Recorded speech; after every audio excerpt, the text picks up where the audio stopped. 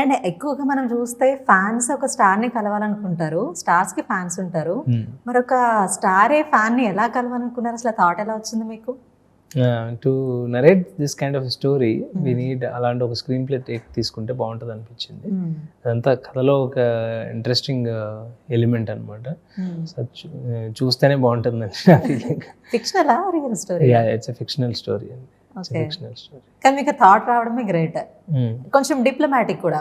అంటే ఒక ఫ్యాన్ ఒక స్టార్‌ని కలవాలి అనుకోవడం కామన్ కాబట్టి ఎలా అయినా దాన్ని తీసుకెళ్ళొచ్చు స్టోరీని.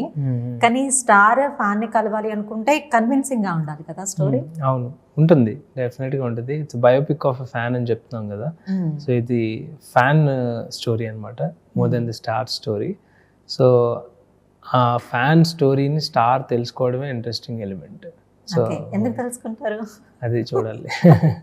మీరేం చెప్పట్లేదు అసలు. సో ఈ మొత్తం మూవీలో ఉపేంద్ర గారు ఉన్నారు, స్టార్గా యాక్ట్ చేశారు. అంటే 90s లో జరిగే స్టోరీయా Andhra king Taluka movie? It's goes between 80s to 2002 అండి.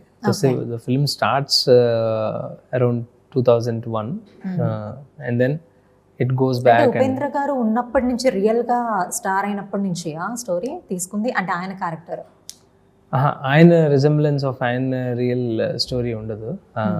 ఇట్స్ కంప్లీట్లీ బేసికల్లీ ఆయన అప్పటి నుంచి ఉన్నారు కదా 90s నుంచి ఉన్నారు కానీ బట్ ఆయన రియల్ లైఫ్కి ఏం సంబంధం లేదు. మన ఫిక్షనల్ స్టోరీ సూర్య అనే క్యారెక్టర్ ప్లే చేస్తున్నారు ఆయన. సో దాంట్లో ఒక ఇమేజ్ కావాలి, మనందరం ఒక స్టార్ని యాక్సెప్ట్ చేస్తూ బట్ యూనిక్ క్యారెక్టరిస్టిక్ ఉండాలి. సో ఈ పర్టికులర్ క్యారెక్టర్ ప్లే చేయడానికి so it will not have any resemblance of Upendra sir's films కానీ ఆయన పర్సనల్ లైఫ్ కానీ ఈ క్యారెక్టర్లో కనిపిస్తుంది.